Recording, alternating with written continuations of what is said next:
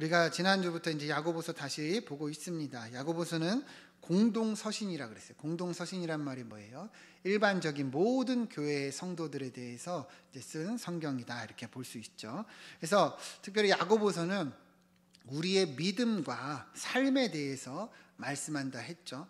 그리스도인으로서 성도로 어떻게 살아가야 되는가, 이런 실천적인 측면에 대해 이야기합니다. 그래서 지난주 이제 나누었던 내용들을 기억해 보면, 야고보는 너희가 여러 가지 시험을 당하거든 온전히 기쁘게 여기라 말합니다. 그러니까 우리 성도들 가운데, 우리 성도들의 삶 가운데 시험이 있다는 거예요, 없다는 거예요?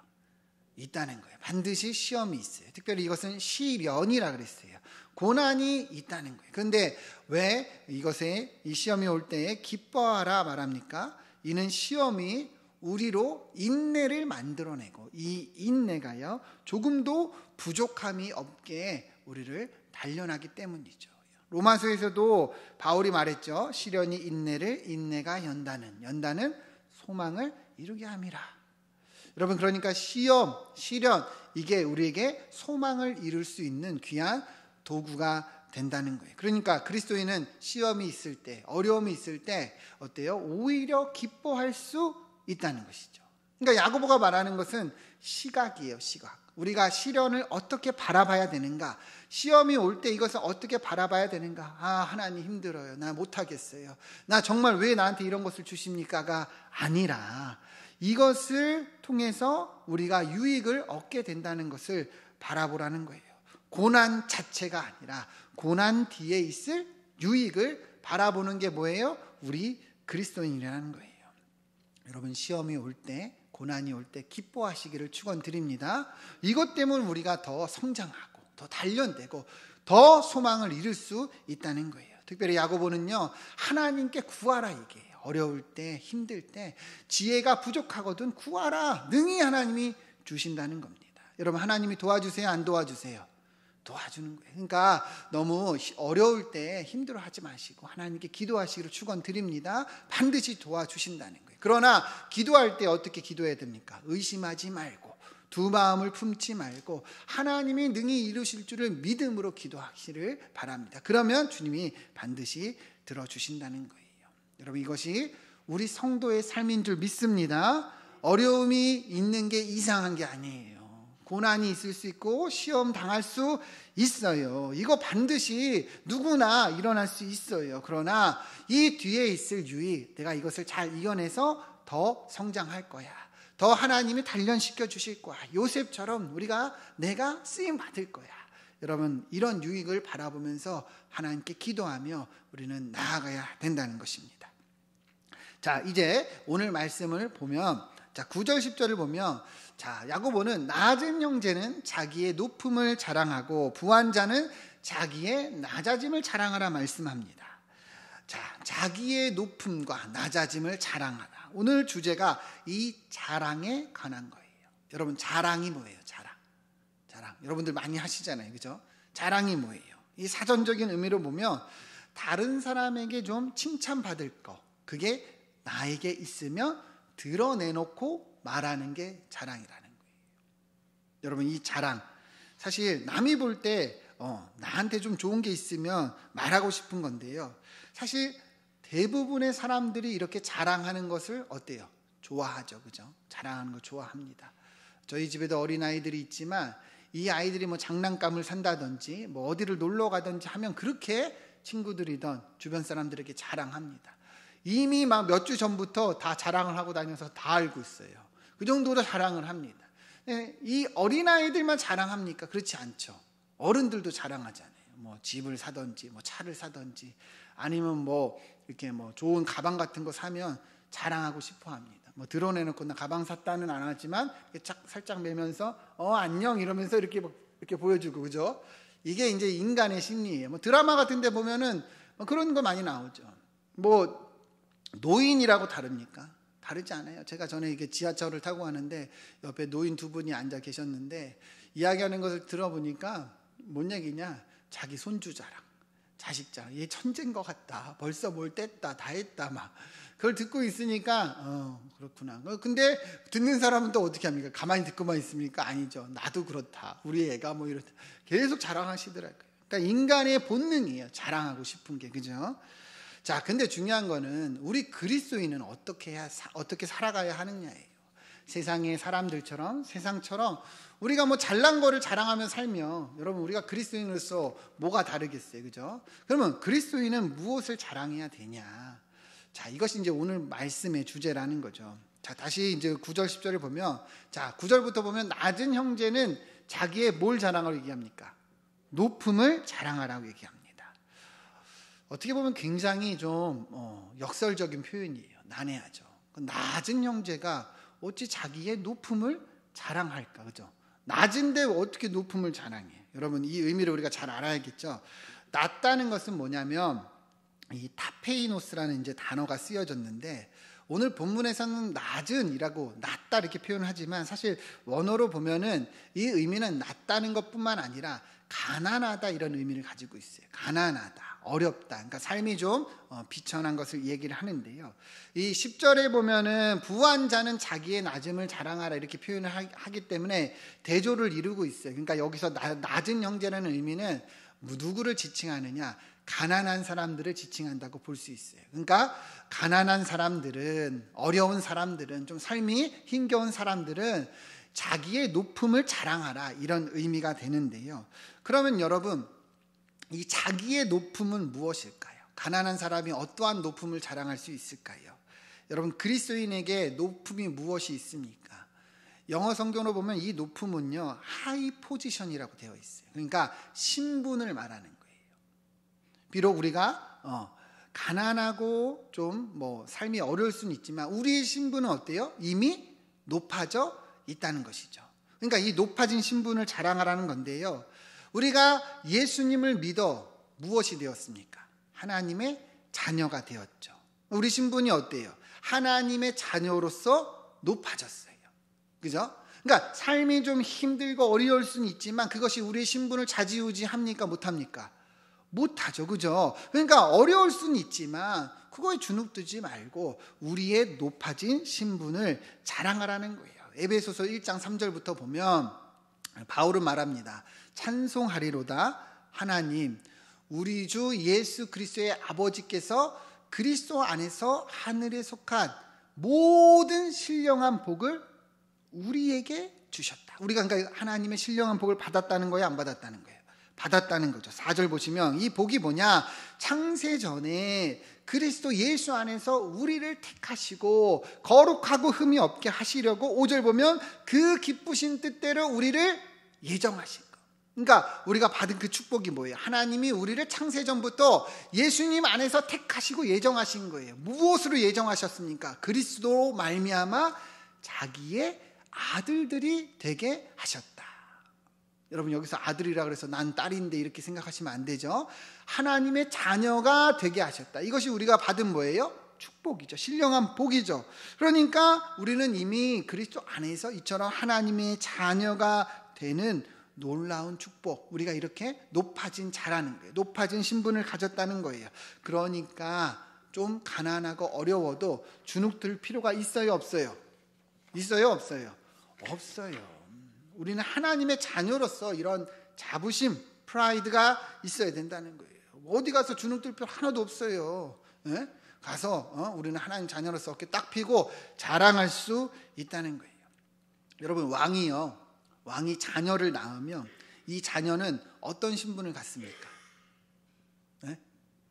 왕족의 신분을 갖잖아요. 왕자의 신분을 갖잖아요. 공주의 신분을 갖잖아요. 그죠? 이 당시에 이 로마 시대에는 귀족들이 양자를 많이 삼았어요. 왜냐? 자기에게 뭐 이제 상속자가 없거나 뭐 상속자가 죽거나 하면은 양자로 많이 삼았는데, 여러분 원래는 이제 천한 신분이었다가 바로 양자가 되면은 이 천한 자가 어떻게 됩니까? 신분이 귀족으로 바뀌죠. 그죠? 네. 바로 그날 아침에 그냥 바로 그날 귀족이 되는 거예요. 여러분 우리가 이 의미를 가지고 있다는 거예요. 하나님의 자녀가 되었다는 것은 우리의 신분이 어때요? 하나님의 자녀로서 이렇게 높아졌다는 것을 말씀하고 있다는 거예요. 그러니까 우리가 이처럼 하이 포지션이 되었다, 높아졌다. 그러니 자랑하라는 거예요. 여러분, 성도는요, 이 땅에 속한 자들이에요, 아니에요? 아니잖아요. 우리가 이 세상에 속했습니까? 아니죠. 어디에 속했어요? 하늘에, 저 영원한 천국에 속한 자들이에요. 우리의 본향은요, 여기에 있는 것이 아니야. 어디 있어요? 하나님 나라에 있잖아요. 그러니까 언젠가 우리가 거기로 돌아갑니까? 안 돌아갑니까?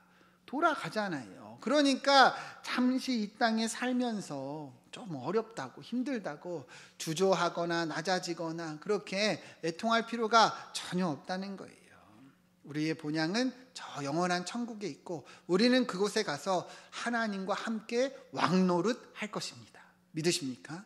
그러니 이 높아진 신분을 가지고 자랑하시기를 축원드립니다.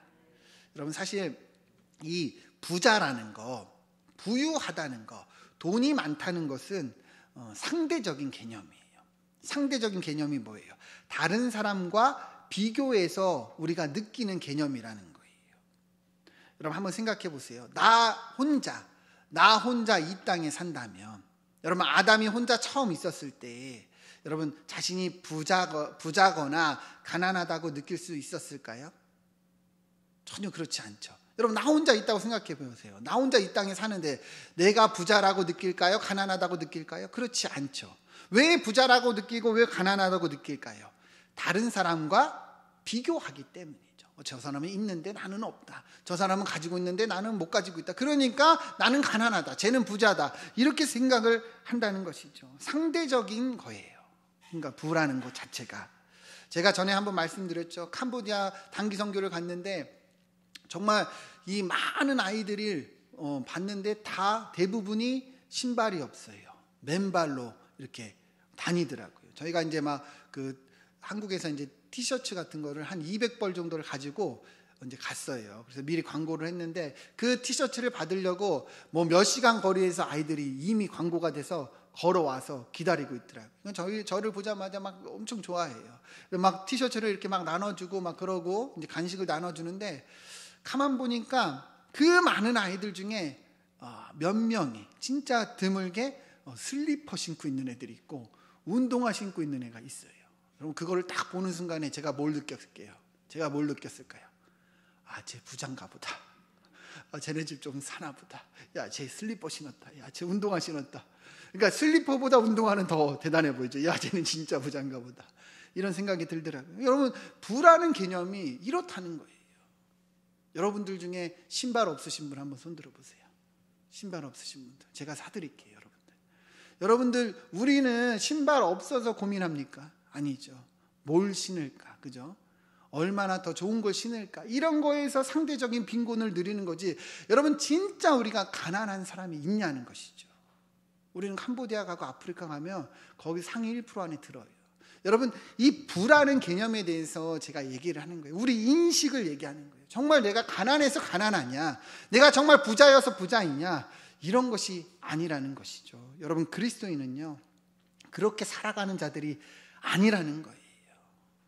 하나님의 자녀된 것, 이것으로 자족을 누리고 감사함을 누리고 좀 다른 사람들보다 좀 어려울 수 있지만 그것에서 좌지우지 되는 것이 아니라 오히려 우리의 높아진 신분을 자랑하며 영원히 변하지 않는 이것을 가지고 우리는 축복을 누리며 살아가는 자들이라는 것입니다.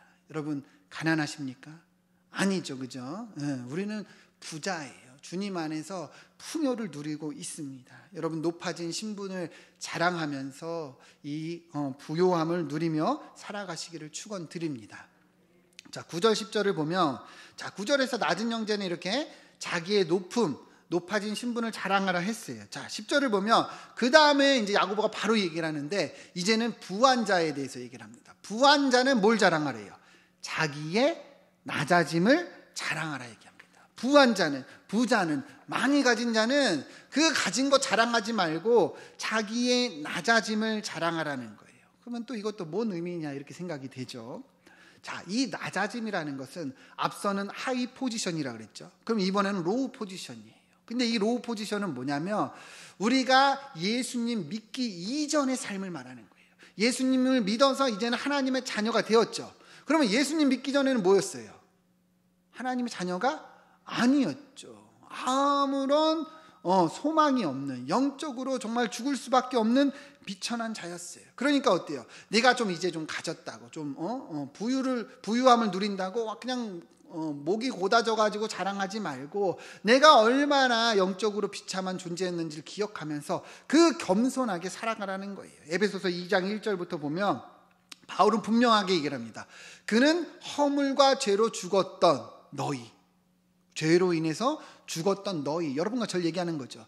죽었던 우리를 살리셨다는 거예요. 예수님이에요. 자, 그러면서 2절 보면 우리가 어떠했느냐, 그때의 너희는 그 가운데서 행했다. 이 세상 풍조 따르고 공중권세 잡은 자 따르고 불순종의 아들들을 따르는 자들이었다. 그래서 3절 보면 육체의 욕심을 따라 지내며 육체와 마음에 원하는 것을 하여 다른 이들과 같이 본질상 진노의 자녀였다.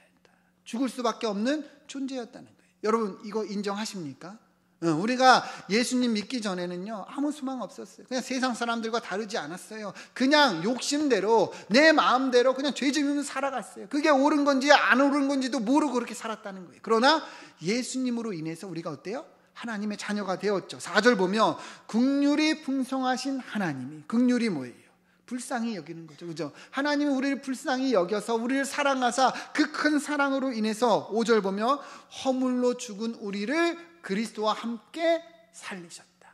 우리를 살리셨다. 하나님의 자녀가 되게 하셨다. 너희는 뭘로 구원을 받았습니까? 보이십니까? 은혜로. 은혜. 여러분, 우리가 뭘로 구원을 받은 거예요? 은혜. 여러분, 은혜가 뭐예요? 은혜가 아무런 자격 없는 자에게 주시는 하나님의 이 호의, 선물, 그런 은혜를 얘기하는 거예요. 여러분과 제가 이 구원을 받을 자격이 있어요, 없어요? 없잖아요.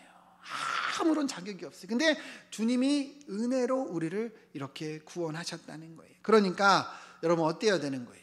내가 좀 잘 되고 좀 축복을 받아서 부유해질 수 있어요. 다른 사람보다 좀 더 가질 수 있어요. 그러면 어때요? 은근히 또 이제 막 빽자랑하고 차자랑하고 막 차키 꺼내놓고 막 이렇게 하면 안 된다는 거예요.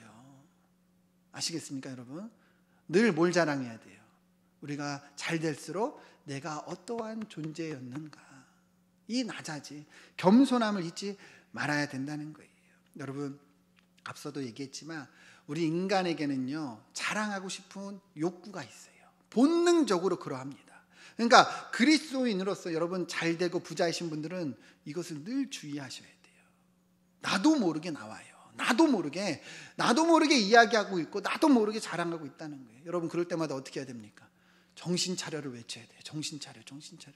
내가 무슨 뭘 잘났다고 이렇게 자랑하고 있냐. 내가 얼마나 비천한 존재였는데 하나님의 은혜로 살면서 이렇게 내가 잘났다고 얘기를 하고 있느냐. 여러분, 이거 진짜 반드시 기억해야 됩니다. 우리 그리스도인은요, 그러한 것을 자랑하며 사는 자들이 아니에요. 물론 잘 되면 좋죠. 그러면 감사하고 나눠주고 섬기며 살면 되는 거예요. 그러나 내가 잘해서 잘된 것처럼 막 목이 고다가지고 자랑하면서 살면 안 된다는 거예요. 이것이 오히려, 축복이 오히려 우리의 이 하나님의 영광을 가리는 도구가 될 수 있다는 것이죠. 여러분, 내가 성공한 것을 자랑하지 마시고 하나님의 은혜를 자랑하는 여러분들 되시기를 소망합니다. 누가복음 16장 13절을 보면 분명하게 얘기를 합니다. 집 하인이 두 주인을 섬길 수 없다. 두 주인. 자, 이 두 주인이 뭐냐? 혹 이를 미워하고 저를 사랑하거나 이를 중히 여기고 저를 경히 여길 것임이라 너희는 하나님과 재물을 겸하여 섬길 수 없다. 그러니까 두 주인이 뭐예요? 하나님과 재물이라는 거예요. 여러분, 이 재물이라는 것이 어떠한 것인지 여러분 잘 보시길 바랍니다. 그냥 재물은요, 내가 그냥 가지고 있는 존재가 아니에요. 재물이 많아지면, 재물이 우리가 마음을 두면 이게 하나님처럼 다가온다는 거예요. 어느덧 재물이 우리 삶에 하나님이 되어 있을 수 있다는 거예요. 그러니까 누가복음에서 분명히 얘기를 하죠. 두 주인을 섬길 수 있다, 없다? 없다는 거예요. 여러분, 하나님의 자리에 재물을 두시지 말기를 축원드립니다. 자꾸만 부해지고 높아지면서 어느덧 이것이 하나님이 돼서 우리가 살아갈 수 있다는 거죠. 분명하게 깨달아야 돼요. 여러분, 늘 우리는 낮아짐을 기억하고 이것을 자랑하며 살길 소망합니다.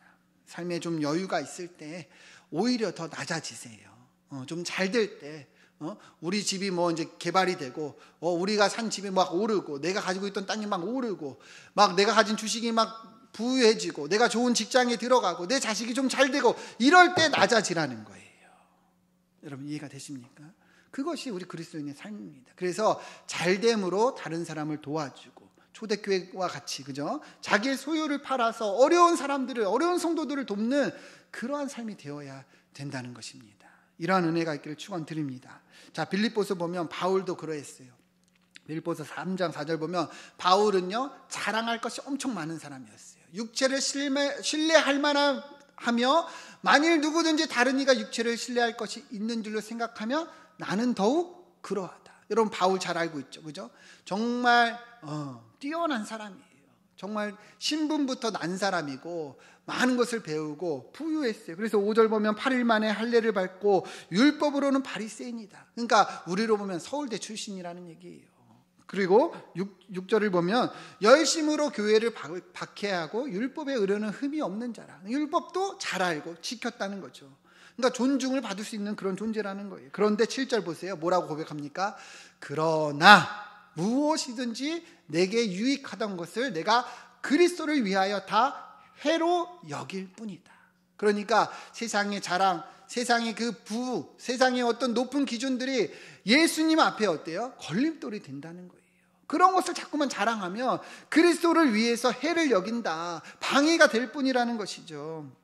8절 보면 내가 이것을 왜 해로 여기냐, 내 주 그리스도 예수를 아는 것이 가장 고상하기 때문이다. 가장 좋은 거예요. 이것이 제일 좋은 거래요. 그래서 나머지는 다 잃어버리고 배설물로 여긴다. 그래서 내가 주님을 얻는다는 거예요. 9절 보면 그 안에서 내가 발견되기 위함이다. 내가 가진 의는 뭐예요? 율법에서 난 것이 아니다. 행위에서 난 것이 아니라, 내가 잘해서 난 것이 아니라 예수님을 믿어서 믿음으로 은혜로 얻은 것이라 분명히 얘기를 하고 있는 거예요. 여러분 우리의 자랑도 이러하기를 축원드립니다. 우리가 육신으로 우리의 행위로 뭘 얻었습니까? 다른 사람들과 비교해서 조금 더 나은 거잖아요, 그죠? 다른 사람들과 비교해서 좀 나은 것이 가끔 있을 뿐이죠. 근데 사실 그게 진짜라는 거죠.